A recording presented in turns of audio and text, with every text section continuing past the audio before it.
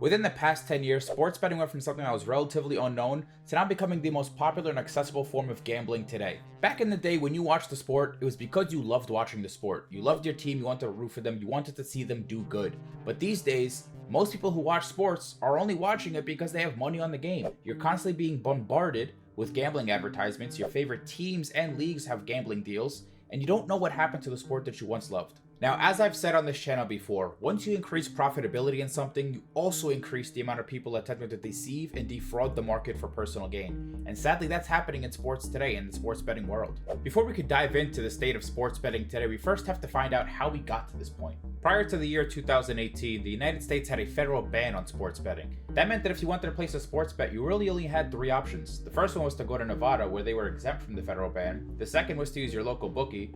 And the third was to use an offshore sports book. If you used a bookie to place your bets and you ended up winning big, they could just decide to not pay you. And you can't do anything about it because you never placed the bet legally to begin with. Now, if you used an offshore sports book and you won big, they could just close your account and they don't have to actually give you a reason because you didn't place the bet legally anyways. The initial push to legalize sports betting happened in 2011 when then Governor Chris Christie of New Jersey attempted to legalize it inside of casinos and racetracks in his state, but he kept running into the same exact issue. The NCAA and other major league sports kept suing him and he kept losing in lower court because he violated the federal ban. And after 7 years of getting his ass kicked in lower court, Christie's time as governor officially ended, and in 2018 Phil Murphy took over as governor.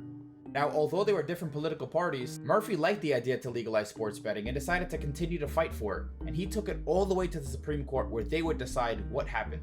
Then came the single biggest day in sports betting history. On May 14, 2018, the Supreme Court ruled in favor of Phil Murphy, and it said that the federal ban was actually in violation of the 10th Amendment. Now, while this didn't legalize sports gambling everywhere, it gave states the ability to legalize it on their own. So now, instead of having a federal ban, if the state decided they wanted it to be legal, they can make it legal. Within weeks of the ruling, states began to legalize it. And initially it was only supposed to be something that was legal inside of casinos and racetracks. Except that quickly changed once states realized that they'd be making hundreds of millions of dollars extra if they let you bet on your phone or computer. So that's exactly what they did. Fast forward to today, 38 states have legalized sports betting. It's as easy as ever now to place a bet. You could be mid-fighting for your life on the toilet, and between pushes, take out your phone and go ding ding ding ding. All of a sudden, you're on Nick's money line tonight. The industry that once had $4.9 billion wagered in 2017 now has over $150 billion wagered in 2024. And the number just keeps growing year over year. So when does it end? What went from being an enjoyable way to spend time with friends and family quickly got plagued by gambling. If you look at sports today, every other ad is about gambling. Your favorite teams and leagues are sponsored by gambling companies. ESPN, the biggest way to get news in the sports world, has their own sportsbook. Now, granted, it's being rebranded, but it doesn't change the fact that they had their own sportsbook. If you go look on X or Twitter, whatever you want to call it, and look up sports, most of the time, you're just going to see something gambling related, or you're going to see bet slips, which most of the time are just ads for the sportsbook. With that being said, I do want to state that I do believe that people are responsible for their own actions. If you choose to gamble, that is solely on you. You can't go ahead and blame other people now for the reason that you started gambling. I don't think gambling should be banned or illegal, but I think that they need to change the marketing, because realistically, they're marketing as if they love winners and they welcome winners and they show like, oh yeah, you can win and all this, but that's just not true. The truth is, these sportsbooks don't want winners. They only want losers on their platform. If you lose hundreds of thousands of dollars on a sportsbook, you will never see a limit on your account. But the second you start betting with an edge or start winning, all of a sudden, you can't bet on that website anymore. And if you can bet on that website, you have a $10 limit or $1 limit. They'll make sure that if you have an edge, they will take it away from you. Last year, I was betting on Bet365 with an edge. I was up a couple $1,000s in about 2 or 3 weeks, and then I got an email from them that read, "Following a review of your account by our trading team, we regret to inform you that whilst our online service remains available to you, wagering restrictions will be applied on any future bets placed and cash-out feature is no longer available to you. Should you wish to continue to use our services, you will no longer be eligible for select sports offers and promotions."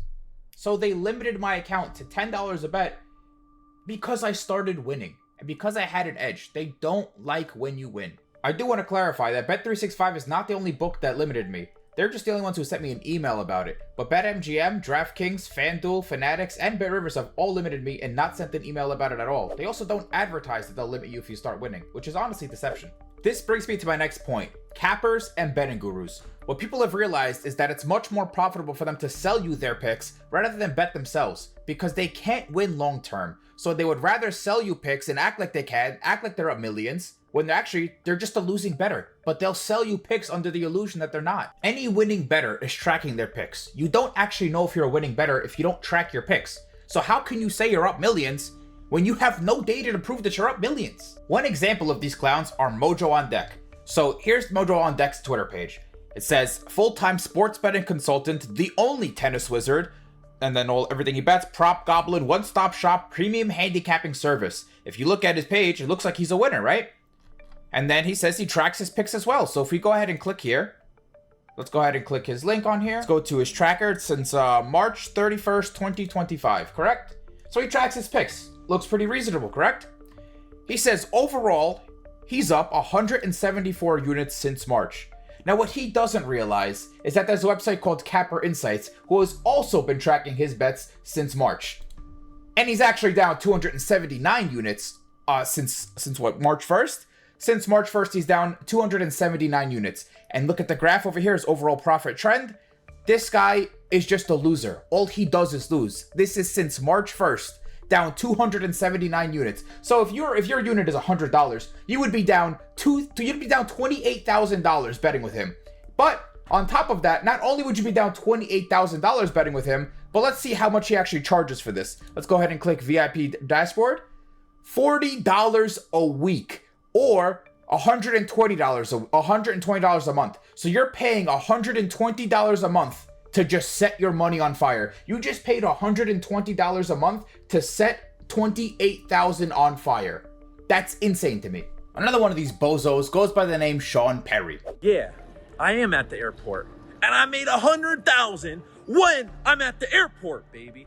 It's over. 14 and a half. Cash them tickets, baby. Sean is the type of bettor that wants you to think he's a winner by flashing hundreds of thousands of dollars in cash. He'll show a win winning $100,000, but the only issue is, what sportsbook is going to allow you to place that kind of action if they know that you're a winner? They just wouldn't do that. They only would do that if they know that you're a long-term loser. See, the thing is, being a losing sports bettor doesn't matter when you charge $15,000 a month for your picks, right? So you'd assume $15,000, this guy's winning. Except for the fact that he's down 45 units. If you were to bet the complete opposite of what he was doing on all those Supermax plays, you'd actually be up money. So you'd make more money picking the exact opposite of this fraud. I have one final bozo to show you. This girl bets. She claims that she's the #1 female sports capper, low volume, high hit rate, over 4,500 in VIP. Join and win today. $69 a month to join our VIP. #1 female sports capper, right? She's down 362 units since June. How could you be down 362 units in June? You never even had a winning. Look at this. Look at this. You're just consistently going down. If you're the #1 female sports bettor, I don't want to see the worst. I've seen enough. I don't want to see the worst. The sharp bettors in this industry will never sell you their picks, and the reason for that is because their edge is usually very, very small, and if they start releasing what their edge is, then they lose that edge, so they will never release their picks to you. The only ones who will sell you their picks are the ones who are squares like SpongeBob SquarePants. Now, while these sport gurus are a plague that just keeps on growing, they are far from the worst thing in this industry. Imagine you're sitting at home ready to watch the Miami Heat play. You decide, hey, let me throw some money on the game. I'll bet on Terry Rozier to get over 10 points because he averages 10.6, so this is free. But then 1 minute into the game, he starts limping and mysteriously walks off the court. Now, his under obviously hits because he doesn't come back to play, and you think, damn, I'm just really unlucky. But what if I was to tell you that you weren't unlucky, and that it was all part of the plan? You'd probably think I was delusional. Except on October 23rd, 2025, the FBI arrested 35 people in connection to rigging sports bets and poker games. Of those 35 people, Terry Rozier was named, and it turns out that bet that you made that you thought you were unlucky on, he actually told people that he was going to leave early that day and to actually bet on his under. Then after the game, he proceeded to count the money with them. Funny enough, 2 years before the FBI indicted anyone, the NBA actually investigated this game themselves and cleared Terry Rozier of any wrongdoing. But I guess that's what happens when you're being paid billions by sportsbooks. Terry wasn't the only one named on that indictment either. Chauncey Billups, an NBA Hall of Famer and current head coach of the Portland Trailblazers, was also named on that indictment. Primarily, he was named for the poker games being rigged, but he was also involved in the sports betting allegations as well. Now imagine how much money you can make as a current head coach in the NBA if you were to just bet against your team. Now, ironically, after he got arrested, the team seems to be doing a lot better without him as head coach. The crazy thing is, it doesn't just stop at Chauncey and Terry either. Damon Jones, a former NBA player, was also listed in the indictment. He was using his connections in the NBA to get injury news on star players before the public ever knew that anyone was injured. So once he found out that a player wasn't going to play, he bet on the opposite team and told other people to bet on opposite teams, because he already knew what the lineup was going to be. Once this indictment got released, it confirmed everything that people were thinking about sports. All over Twitter, people were thinking that sports were rigged the entire time. They would show random clips, but there was no proof of it actually happening. And then the indictment happened, and Twitter went crazy. Now, you'd probably think it couldn't get much worse than that, but a week later, a UFC fighter by the name Isaac Dolgarian was scheduled to fight. He was a heavy favorite in this fight, but somehow lost in the first round via submission. Now, upsets happen all the time, so no one really thinks too much into this. Except for the fact that prior to the fight, there was heavy betting action on this guy to lose in the first round. Once UFC President Dana White saw this, he released Isaac from the UFC, withheld his pay, and called the FBI to investigate this matter. I do want to note that there was a rumor floating around on Twitter that the FBI is investigating hundreds of UFC fights, but as of the recording this video, that's just a rumor and it actually has no factual evidence behind it. On November 9th, a week after the UFC fight happened, 2 Cleveland Guardian pitchers got indicted for rigging their pitches. The indictment stated that pitchers Emmanuel Clase and Luis Ortiz allegedly took bribes from bettors to influence the outcome of some of their pitches. One example of this was when Clase invited a bettor to the game against the Boston Red Sox. He spoke to this bettor just minutes before taking the mound. 4 minutes later, that bettor and his associates won $11,000 on a wager that said Clase would throw a certain pitch at slower than 97.95 miles per hour. Once this indictment came out, the MLB worked with sportsbooks to cap the amount of money you could put on pitches. So now you can only bet $200 on a pitch, which makes it not really that profitable to actually rig it. The sad reality is, this is far from over. And as the industry grows, you will see more and more people attempting to deceive and defraud the market for personal gain. I think a lot of people who watch sports today can't do so without having money on the game. It's become so normalized and easy to place money on games that you even have some parents allowing their kids to place bets. Gambling addiction is at an all-time high, and the majority of it comes from sports betting, not your conventional casino gambler. Now, I do want to clarify again, I am not anti-gambling, I am anti-deception. While I think you should be responsible for your own actions, and if you choose to gamble, that is on you, I also think that the sports books shouldn't be saying that, oh, you're gonna win millions with us, or, oh, we love winners, because that's just not true and they're deceiving people. Some of you may remember back in 2022, there was a group of streamers trying to get gambling removed from Twitch. Now, in my opinion, this was an indirect attack on Trainwrecks, but who knows? Twitch went ahead and removed gambling from their platform, but then went ahead and signed a multi-year billion-dollar deal, billion with a B by the ways, with DraftKings. And you know what? None of these streamers seem to have a problem with that.